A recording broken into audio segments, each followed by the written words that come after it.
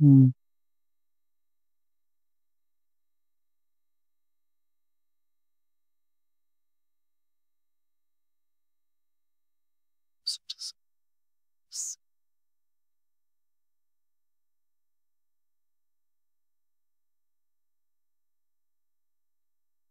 Horror মুভিতে সেই লেভেলের টুইস্ট খুব কম দেখা যায়, কিন্তু এই মুভিটা অন্য ৫টা হরর মুভির থেকে আলাদা। যা চোখে দেখবে তোমরা এই মুভি এক্সপ্লেনে, তা কতটা সত্য কতটা মিথ্যে সেটা মুভির লাস্টে বোঝা যাবে, কারণ অপেক্ষা করছে এক চরম টুইস্ট।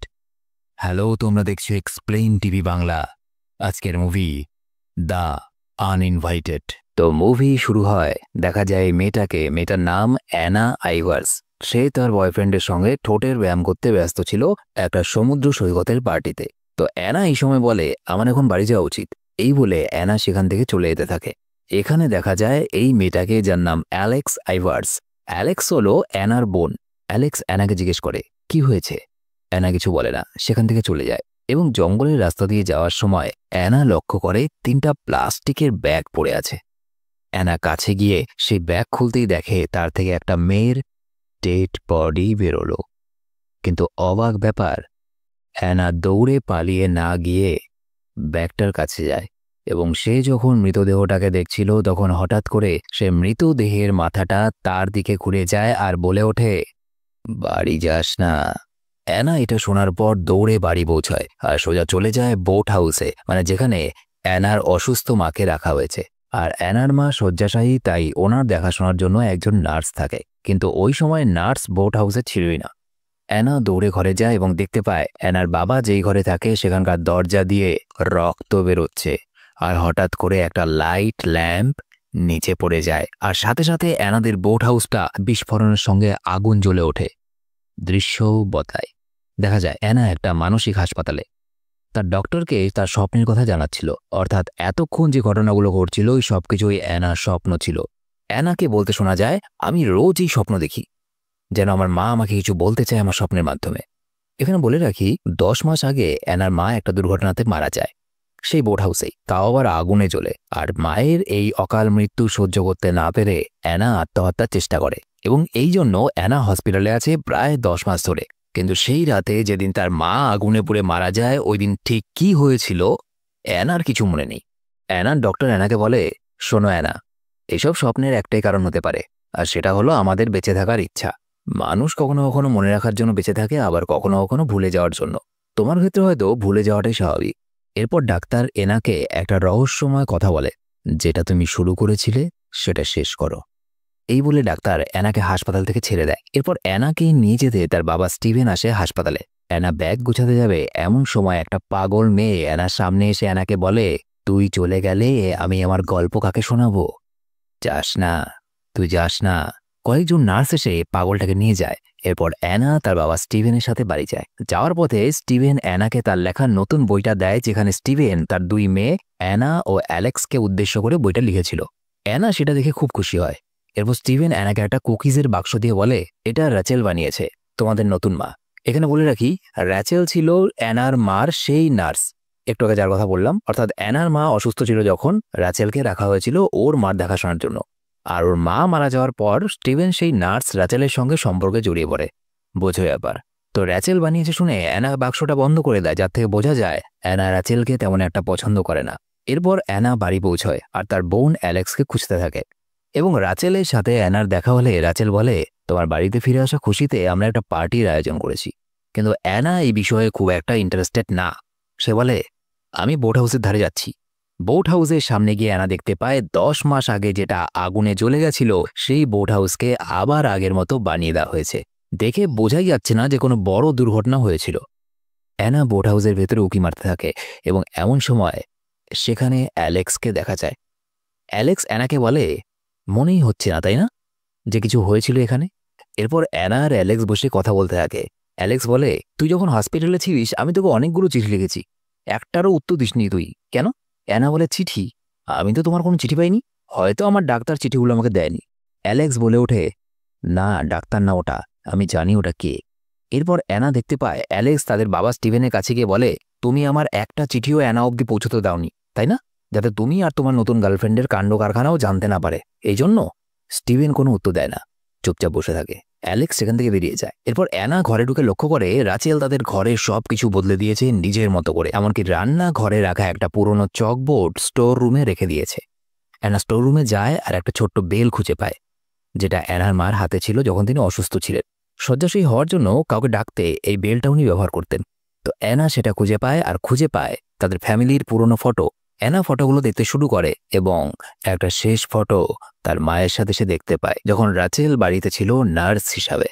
অ্যানা ফটোটাকে দেখতে থাকে। এর পরের দৃশ্যে দেখা যায় অ্যানা ঘুমোচ্ছিল, এমন সময় হঠাৎ করে অ্যানার চোখ খুলে যায়। সে লক্ষ্য করে তার রুমের দরজাটা আপনা আপনি খুলে গেল এবং রুমের ভেতরে কেউ একটা ঢুকলো। এরপর অ্যানা লক্ষ্য করে একটা চলে যাওয়া হাত ওর বিছানার চাদরটা ধরে টানছে। অ্যানা ভয়ে কাঁপতে থাকে, হাতটা বারবার তার চাদর ধরে টানছে আর বিছানায় উঠতেই যাবে। এমন সময় অ্যানার ঘুম ভেঙে যায় দরজা লাগানোর শব্দে, অর্থাৎ ওটাও স্বপ্ন ছিল। লাইট জ্বালাতেই অ্যানা দেখে ওর বোন অ্যালেক্স এসেছে। কোনো একটা পার্টি থেকে সে ড্রিঙ্ক করে এসেছে। অ্যালেক্স অ্যানার কাছে ওদের মায়ের সেই বেলটা দেখে রেগে যায় আর বলে, ওটা কেন এনেছিস সেখানে? আমার পছন্দ না ওটা। অ্যানা বলে, কি বলছো তুমি? এটা আমাদের মায়ের শেষ স্মৃতি। মনে নেই মা যখন অসুস্থ ছিল তখন এই বেলটা মায়ের কাছে ছিল, এটা দিয়ে মা আমাদেরকে ডাকতো। অ্যালেক্স বলে, হ্যাঁ মনে আছে, আর এটাও মনে আছে ওই বেলটা এনেছিল ওই রাচেল, কিন্তু মার সাহায্যের জন্য আনেনি। এই বেলটা পোষা জন্তুদের দোকান থেকে এনে মার হাতে বেঁধে দিয়েছিল রাচেল, তার কারণ যাতে বাবার সাথে প্রেম করার সময় মা আসার শব্দ পেয়ে যায়। সব জানি আমি। অ্যানা বলছে, তুমি এসব কথা বানিয়ে বলছো? অ্যালেক্স বলে, আমি নেশা করে এসেছি ঠিকই, কিন্তু সব দেখতে বাইরে। এর পরের দিন সকাল, অ্যানাকে দেখা যায় সে পুরনো চকবোর্ডটা স্টোর রুম থেকে নিয়ে রান্নাঘরে লাগাচ্ছে। এটা রাচেলকে বোঝানোর জন্য যে পুরনো হলেও এটা তাদের প্রিয়। রাচেল এই সময় চলে আসে আর অ্যানাকে বলে, অ্যানা, প্রথম যখন এই বাড়িতে এসেছিলাম আমি তোমাকে দেখে একটা কথাই ভেবেছিলাম, যে তুমি অ্যালেক্সের থেকে আলাদা, দয়ালু, কিন্তু তোমার মধ্যে অনেক রহস্য লুকিয়ে। তাই আমি চাই এই পরিবারটাকে নতুন করে সাজাতে তুমি আমাকে সাহায্য করো, তাহলে তুমিও থাকতে পারবে। অর্থাৎ হাসপাতাল থেকে ফিরে আসার পরে অ্যানার এই ইগনোর করার ব্যাপারটা রাচেল একটু বিরক্ত হয়ে আছে। অ্যানা এরপর অ্যালেক্সের সাথে বোট হাউসের ধারে সুইমিং করতে থাকে। এমন সময় দূর থেকে ম্যাটকে আসতে দেখে অ্যালেক্স চলে যায়। ম্যাট স্টিভেন আর তার পরিবারের রেশনের খাবার দাবারে নেই। তো ম্যাট হলো সেই ব্যক্তি যাকে আমরা সিনেমার শুরুতে অ্যানার সঙ্গে ঠোঁটের ব্যায়াম করতে দেখেছিলাম। তো ম্যাট অ্যানাকে বলে, ওই রাতে আমি তোমার পিছনে পিছনে এসেছিলাম অ্যানা, আমি সব দেখেছি যা হয়েছিল। ম্যাট আরও কিছু বলতে যাবে, এমন সময় রাচেল সেখানে চলে আসে আর ম্যাটকে বলে, তোমার নিশ্চয়ই দেরি হয়ে যাচ্ছে ম্যাট, আমাদের আর কিছু দরকার নেই, প্রয়োজন হলে আমি তোমাকে ফোন করে দেব। অর্থাৎ রাচেল চাইছিল না যে ম্যাট এখানে আর থাকুক। ম্যাট সেখান থেকে চলে যায়।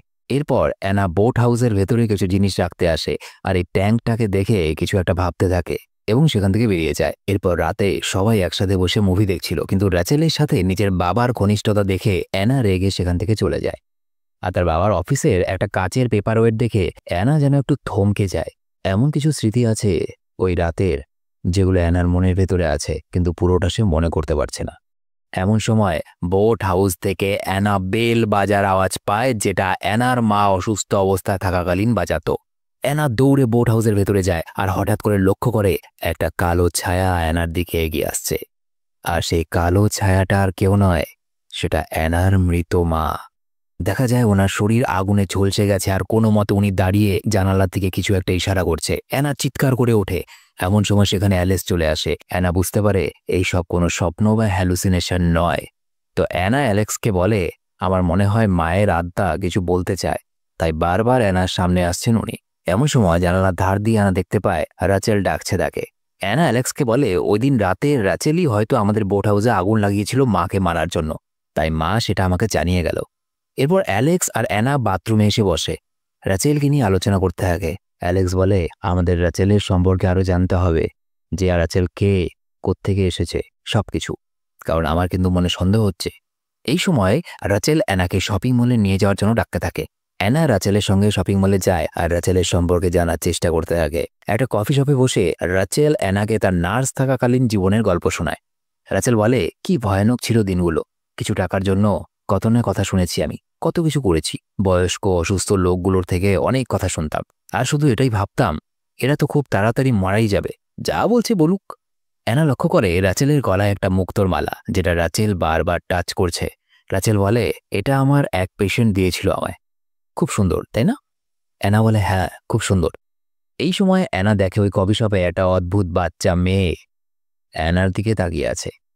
অ্যানাই মেয়েটাকে আগেও তার স্বপ্নে দেখেছিল। মুহূর্তের মধ্যে অ্যানা নজর সরাতেই বাচ্চা মেয়েটাও গায়েব হয়ে যায়। অ্যানা অবাক হয়। এরপর অ্যানা ম্যাটকে দেখতে পায় আর রাচেলকে বলে, চলো শপিং করে আসি। আসলে ম্যাট ওই কফি শপের পাশে শপিং মলেই কাজ করত। অ্যানা মলে যায় আর ম্যাটকে বলে, আজ রাত 11টার সময় দেখা করতে এসো। তুমি যেটা বলতে চাও আমি সেটা জানি, কিন্তু সম্পূর্ণ ঘটনাটা আমি শুনতে চাই। ম্যাট রাজি হয়ে যায়। রহস্য ক্রমশ গড়াচ্ছে। এমন সময় রাচেল ওদেরকে দেখে ফেলে এবং অসন্তুষ্ট হয় আর ম্যাটকে বলে, তোমাকে আর আমাদের বাড়িতে আসার দরকার নেই ম্যাট। এখন থেকে যে জিনিসের দরকার আমি নিজে নিয়ে যাব। এই বলে রাচেল অ্যানাকে নিয়ে বেরিয়ে যায়। এরপর বাড়ি ফিরে এসে অ্যানা অ্যালেক্সকে বলে যে ম্যাট আজকে রাতে আসবে আর সবকিছু খুলে বলবে।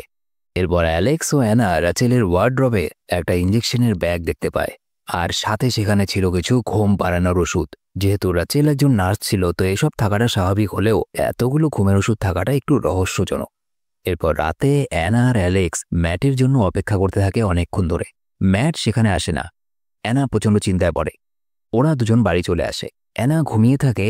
এমন সময় অ্যানা লক্ষ্য করে ম্যাট এসেছে জানালা দিয়ে তার সঙ্গে দেখা করতে। ম্যাটের সারা শরীর জলে ভিজে আছে, ঠান্ডায় কাঁপছিল ম্যাট।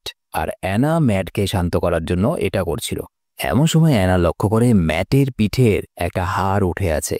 এমনভাবে উঠে আছে যেমনভাবে ঠিক হাড় ভেঙে গেলে হয়। অ্যানা চমকে ওঠে আর এই সময় ম্যাট অ্যানার হাড় টেনে ধরে আর বলে, তোমার মা আমাকে ওয়ার্নিং দিয়েছিল কিন্তু আমি শুনিনি। অ্যানা দেখতে পায় ম্যাটের চেহারা বদলে গেছে আর ফ্লোরে পড়ে অদ্ভুত আচরণ করছে ম্যাট। অ্যানা চিৎকার করে দরজার বাইরে এসে পড়ে আর হঠাৎ দেখতে পায় সকাল হয়ে গেছে। অ্যানা কিচ্ছু বুঝতে পারে না। রুমের দরজাটা খুলে দেখে ম্যাট সেখানে নেই। এরপর অ্যানা হেলিকপ্টারের আওয়াজ পায়। অ্যানা আর অ্যালেক্স ছুটে যায় সেদিকে লক্ষ্য করে আর জল থেকে ম্যাটের প্রাণহীন দেহটা তোলা হচ্ছে। শেরিফ অ্যামেরি, শেরিফ মানে তখনকার দিনে আমেরিকার পুলিশ অফিসারদের শেরিফ বলা হতো, অ্যানাকে বলে বোট থেকে পড়ে গিয়ে হাড় ভেঙে যাওয়ার কারণে ম্যাটের মৃত্যু হয়েছে। তবুও আমরা ম্যাটের মৃত্যুর আসল কারণ খোঁজ করে দেখব। এরপর অ্যানা স্টিভেন অর্থাৎ তার বাবাকে রাচেলের ব্যাপারে বলার চেষ্টা করে কিন্তু স্টিভেন কিছুতেই শুনতে চায় না অ্যানার কথা। এরপরের দৃশ্যে দেখা যায় অ্যানা অ্যালেক্সকে বলছে, এতদিন যেগুলোকে আমি স্বপ্ন ভাবতাম সেই সবকিছু কোনো কিছুই স্বপ্ন ছিল না। কালকে ম্যাট আমার ঘরে এসেছিল রাতে। এই বলে অ্যানা নিজের হাতটা অ্যালেক্সকে দেখায়। দেখা যায় অ্যানার হাতে আঙুলের ছাপ দেখে যা মনে হচ্ছে তাতে খুব করে চেপে ধরা হয়েছিল হাতটা। অ্যালেক্স সেটা থেকে বুঝে যায় যে অ্যানা সত্যি সত্যি আত্মা দেখতে পাচ্ছে। অ্যালেক্স অ্যানাকে বলে সবকিছুই রাচেলের বিরুদ্ধে যাচ্ছে। এই রাচেল সামারের আসল পরিচয় কি সেটা খুঁজে বের করতে হবে আমাদের। এরপর অ্যালেক্স আশেপাশের সমস্ত হসপিটালে ফোন করে এটা জানার জন্য যে তাদের হাসপাতালে রাচেল সামার নামের কোনো নার্স কাজ করতো কি না। কারণ আমরা আগেই দেখেছি রাচেল অ্যানা আর অ্যালেক্সের মার দেখাশোনা করার জন্য নার্স হিসাবে এসেছিল বাড়িতে। অবাক করার মতো বিষয় এই যে কোনো হসপিটালই রাচেল সামার নামের কোনো নার্সের কোনো ঠিকানা বা হদিস দিতে পারল না, অর্থাৎ কোনো হসপিটালে এই নামের কোনো নার্স ছিলই না, নামই নেই। পরদিন রাত স্টিভেনের বাড়িতে একটা ছোট পার্টির আয়োজন করে রাচেল। তো অ্যানা সেখানে যায় রাচেলকে সাহায্য করতে রান্নাঘরে। সেই সময় ডাস্টবিন পরিষ্কার করতে গিয়ে অ্যানা সেই কফি শপে দেখতে পাওয়া বাচ্চা মেয়েটার প্রেতাত্মা দেখতে পায়। বাচ্চা মেয়েটা বলে ওঠে, এরপর তো তোর পালা। অ্যানা চিৎকার করে ওঠে আর অ্যানার ধাক্কায় টেবিলে থাকা খাবার নিচে পড়ে যায়। রাচেল দৌড়ে এসে দেখতে পায় পার্টিতে আসার লোকজনের জন্য বানানো খাবার নিচে পড়ে আছে। রাচেল ভাবে অ্যানা এটা ইচ্ছে করে করেছে। রাচেল রেগে চিৎকার করে ওঠে আর অ্যানার বাবা অর্থাৎ স্টিভেন মেয়ের এরকম ব্যবহার দেখে রেগে যায়। পরদিন রাচেল, অ্যানা আর অ্যালেক্স ম্যাটের শেষকৃত্যে যায়, অর্থাৎ ম্যাটকে কবরে দেওয়ার শেষ কাজ। সেখানে অ্যানা আবার সেই বাচ্চা মেয়েটাকে দেখতে পায় আর সাথে দুটো বাচ্চা ছেলেও ছিল। অ্যানা তাদের পিছন পিছন যায় আর লক্ষ্য করে তিনটা বাচ্চার কবর, যাদের নাম স্যামুয়েল রাইট, ডেভিড রাইট আর আইরিশ রাইট। এরপর অ্যানা আর অ্যালেক্স বাড়িতে এসে নেটে সার্চ করে জানতে পারে এই তিনটে বাচ্চা হলো ডাক্তার হ্যারিসন রাইটের, যাদের কয়েক বছর আগে খুন করেছিল মিলড্রেড কেম্প নামের একটা নার্স। আর খুন করার আগে বাচ্চাগুলোকে কড়া ঘুমের ওষুধ দেওয়া হয়েছিল। অ্যানা লক্ষ্য করে হ্যারিসন রাইটের বউয়ের গলাতে একটা মুক্তোর হার ছিল, যেই হারটা রাচেলের গলার হারের সঙ্গে মিল আছে। অ্যানা অ্যালেক্সকে বলে তার মানে এই তিনটে বাচ্চার খুনি হলো রাচেল, যার আসল নাম মিলড্রেড কেম্প। আর এই জন্যই ওই বাচ্চাগুলোর প্রেতাত্মা বারবার আমার সামনে আসছে। অ্যালেক্স বলে মিলড্রেড কেম্প তো পুলিশ হাতে ধরা পড়েনি, তাহলে আমাদের হাতে সুযোগ আছে। ওই মুক্তোর মালাটা পুলিশকে দিয়ে আমরা এটা প্রমাণ করতে পারবো যে রাচেল নামের ওই মহিলাই সেই 3 বাচ্চার খুনি মিলড্রেড কেম। অ্যানার এই কথাগুলো রাচেল দরজার বাইরে থেকে শুনে ফেলেছিল। পরদিন কিছু কাজের জন্য স্টিভেন নিউ ইয়র্ক চলে যায়। এরপর ওই দিন রাতে অ্যানা আর অ্যালেক্স মুক্তার মালাটা চুরি করার জন্য প্ল্যান বানায়। অ্যালেক্স জানালাতে বাইরে অপেক্ষা করে আর অ্যানা ঘরে ঢুকে গাড়ির চাবিটা নিয়ে মুক্তোর মালাটা আনতেই যাবে, এমন সময় সেখানে রাচেল চলে আসে আর অ্যানাকে বলতে থাকে, তোমার এই মালাটা যদি পছন্দ হয় তাহলে নিতে পারো, কিন্তু তুমি যেটা করছো এতে কিচ্ছু হবে না। আমি এরকমটা চাইনি অ্যানা। অ্যানা বলে, আমরা সব জেনে গেছি তোমার ব্যাপারে। রাচেল অ্যানার দিকে অবাকভাবে তাকায় আর অ্যানাকে ঘুমের ইঞ্জেকশন দেওয়ার চেষ্টা করে, কিন্তু অ্যানা রাচেলকে ধাক্কা দিয়ে সেখান থেকে পালায় আর অ্যালেক্সের কাছে গিয়ে দেখে রাচেল অ্যালেক্সকে আগেই ঘুমের ইঞ্জেকশন দিয়ে দিয়েছে। অ্যালেক্স অজ্ঞান হওয়ার আগে অ্যানাকে মালাটা নিয়ে পুলিশের কাছে যেতে বলে। অ্যানা গাড়ি নিয়ে পালাবে, এমন সময় রাচেল দৌড়ে আসে আর গাড়ির দরজা খুলেই ফেলে, কিন্তু অ্যানা গাড়িটা নিয়ে বেরিয়ে যায়। পুলিশ স্টেশনে গিয়ে অ্যানা শেরিফ এমরিকে বলে যে রাচেলই হলো মিলড্রেড কেম, যাকে পুলিশ এতদিন ধরে খুঁজছে, আর রাচেলের মালাটাও সে সেই পুলিশটাকে দেয়। কিন্তু পুলিশটা অ্যানার কথায় বিশ্বাস করে না। পুলিশটা ভাবে অ্যানার মাথায় আবার সমস্যা হয়েছে। তাই পুলিশ অফিসার বলে, তুমি বসো ঠান্ডা মাথায়, আমি মিস রাচেলকে ফোন করে জানাচ্ছি তুমি এখানে এসেছো। অ্যানা বলে, আপনি আগে আমার বাড়িতে যান, রাচেল আমার বোন অ্যালেক্সকে ছাড়বে না। পুলিশ অফিসার অ্যানার দিকে গম্ভীরভাবে তাকিয়ে বলে, চিন্তা নেই, কারো কিচ্ছু হবে না। এরপর দেখা যায় অ্যানা থানায় অপেক্ষা করতে করতে ঘুমিয়ে পড়ে আর হঠাৎ চোখ খুলে দেখতে পায় সামনে তার মা বসে আছে। কিন্তু তার মায়ের চেহারাটা যখন তার দিকে আস্তে আস্তে আসছিল, সেই চেহারাটা বদলে গিয়ে রাচেলের হয়ে যাচ্ছে, অর্থাৎ অ্যানার হ্যালুসিনেশন হচ্ছিল। রাচেল পুলিশ অফিসার এমরির সাহায্যে অ্যানাকে ইঞ্জেকশন দিয়ে দেয় এবং তাকে নিয়ে বাড়ি চলে আসে। বাড়িতে এনে রাচেল অ্যানাকে বলে, অ্যানা জানো, আমি না কখনো মা হতে পারবো না, তাই একটা মেয়ে থাকার খুশিটা আমি কখনোই পাবো না। ভেবেছিলাম তুমি আমার সে আশাটাকে পূরণ করবে, কিন্তু আজকের পরে তুমি সেটাও হতে দিলে না। অ্যানা লক্ষ্য করে পাশের টেবিলে একটা চাকু রাখা। অনেক চেষ্টা করে সে চাকুটা নেওয়ার জন্য কিন্তু পারে না। এরপর অ্যানা দেখতে পায় পেছন থেকে অ্যালেক্স আসছে। ততক্ষণে ওষুধের জন্য অ্যানা ঘুমিয়ে পড়ে। এরপর অ্যানার যখন ঘুম ভাঙে, অ্যানা দেখতে পায় চারিদিকে রক্ত এবং রক্তের দাগ একদম বাইরের ডাস্টবিনটা অব্দি গেছে। অ্যানা প্রচণ্ড ভয় পায়। ডাস্টবিনটা খুলতে অ্যানা দেখতে পায় রাচেলের লাশ পড়ে আছে আর পাশে অ্যালেক্স রক্তাক্ত চাকু হাতে দাঁড়িয়ে আছে। অ্যালেক্সকে বলতে শোনা যায়, আর কোনো উপায় ছিল না অ্যানা, এটাই শেষ উপায় ছিল। এই সময় স্টিভেন চলে আসে সেখানে। অ্যানা দৌড়ে এসে স্টিভেনের কাছে যায় আর বলতে থাকে, রাচেল আমাদের মাকে মেরেছে, ও আরও 3 জন বাচ্চাকে মেরেছে আর ও আমাদের মারতে চাইছিল, তাই ওর থেকে বাঁচার জন্য অ্যালেক্স রাচেলকে মেরে ফেলেছে। এতে আমাদের কোনো দোষ নেই বাবা। স্টিভেন অ্যানার কথা শুনে চমকে যায়। স্টিভেন এরপর যা বলে সেটা শুনে অ্যানাও থমকে যায়। স্টিভেন বলে, অ্যালেক্স কোত্থেকে এলো? অ্যালেক্স তো সেদিন তোমার মায়ের সাথে মারা গেছিল ওই দিন বোট হাউসে। আর দেখা যায় চাকুটা অ্যালেক্সের হাতে না, অ্যানার নিজের হাতেই আছে। এরপর অ্যানা সবকিছু মনে পড়ে যে ওই দিন পার্টি থেকে আসার পর অ্যানা যখন রাচেল আর স্টিভেনকে ঘনিষ্ঠ অবস্থায় দেখে, অ্যানা প্রচণ্ড রেগে যায় আর বোট হাউসে গিয়ে তেলের ট্যাঙ্ক থেকে তেল ভরতে থাকে বাড়িতে আগুন লাগিয়ে দেওয়ার জন্য, কিন্তু পাম্প বন্ধ করতে ভুলে যায় অ্যানা আর তেল নিচে পড়তে থাকে। ওই সময় অ্যালেক্স ওখানে এসেছিল অ্যানাকে জিজ্ঞেস করার জন্য যে সে এত রেগে আছে কেন। অ্যানা কিছু না বলে বাড়ির দিকে যেতে থাকে। অপরদিকে ট্যাঙ্কের সামনে থাকা একটা ল্যাম্প পড়ে গিয়ে তেলের ট্যাঙ্কে আগুন লেগে যায় আর সে ট্যাঙ্ক বিস্ফোরণ হয় আর অ্যালেক্স আর ওদের মা ওই আগুনেই মারা যায়। অ্যানা সেটা দেখতে পায় এবং অজ্ঞান হয়ে যায়, কারণ সে বুঝতে পারে তারই কারণে এইসব কিছু হলো, কারণ সে তেলের ট্যাঙ্ক ওখানে খোলা ছেড়ে এসেছিল। আর ম্যাটকেও অ্যানাই পাহাড় থেকে ধাক্কা মেরে ফেলেছিল। কেন মেরে ফেলেছিল? কারণ তার কারণে যে ওই বোট হাউসে আগুন ধরেছিল এবং তার মা মারা গেছিল, এটার একমাত্র সাক্ষী ছিল ম্যাট। তাই ম্যাটকেও সে মেরে ফেলেছিল আর রাচেলকেও টেবিলের পাশে রাখা চাকুটা দিয়ে অ্যানাই খুন করেছে। এরপর শেষ দৃশ্যে দেখা যায় অ্যানাকে পুলিশ নিয়ে যাচ্ছে, কিন্তু অ্যানার চোখে কোনো ভয় নেই আর না আছে কোনো পাপবোধ। অ্যানার চোখে মুখে দেখা যায় ঠান্ডা ভাব। তাকে নিয়ে যাওয়া হয় সেই হাসপাতালে যেখান থেকে প্রথম দৃশ্যে অ্যানাকে ছেড়ে দেওয়া হয়েছিল। এই ডাক্তার যখন অ্যানার কাছে আসে তখন অ্যানা তাকে বলে, যেটা শুরু করেছিলাম সেটা শেষ করে এসেছি। ডাক্তার অদ্ভুতভাবে অ্যানাকে দেখতে থাকে আর দেখা যায় সেই পাগলটাকে যে অ্যানাকে যেতে দিতে যাচ্ছিল না। আর পাগলটার রুমের দরজার বাইরে লেখা আছে মিলড্রেড কেম, অর্থাৎ এই পাগলটাই আসলে মিলড্রেড কেম, যে কিনা বাচ্চাগুলোকে খুন করেছিল, রাচেল খুন করেনি। আর স্টিভেনের কাছে পুলিশ জানতে পারে যে রাচেলের আসল নাম হলো রাচেল খনস্কি, রাচেল সামান নয়। নিজের পুরনো বয়ফ্রেন্ডের থেকে বাঁচার জন্য রাচেল এই নামের পদবি বদল করেছিল। আর এখানেই মুভিটা শেষ হয়। এখন প্রশ্ন হলো, অ্যানা কি সত্যি মানসিকভাবে অসুস্থ ছিল নাকি সম্পূর্ণটাই অ্যানার প্ল্যান ছিল? এই কাহিনীর দুটো রূপ দেখতে পাই আমরা। আমরা যেখানে শুরু করেছিলাম সেখানে শুরুতেই দেখানো হয় অ্যানার ওই দিন রাতের ঘটনা সবকিছু মনে পড়ছিল না, অথচ শেষে কি আমরা দেখতে পাই অ্যানাই সব খুনগুলো করেছে। ব্যাপারটা এখানে পরিষ্কার করে দিচ্ছি। আসলে অ্যানার দু ধরনের মানসিক রোগ ছিল। একটা হলো সেভার সিজোফ্রেনিয়া, অর্থাৎ মানসিকভাবে চিন্তাধারা পরিবর্তন হওয়া, আর তার ফলস্বরূপ বিভিন্ন ধরনের হ্যালুসিনেশন দেখতে পাওয়া, অর্থাৎ কাল্পনিক জিনিস দেখতে পাওয়া, যেটা প্রথম থেকেই অ্যানা দেখছিল, কখনো তার মাকে, কখনো সেই বাচ্চাগুলোকে,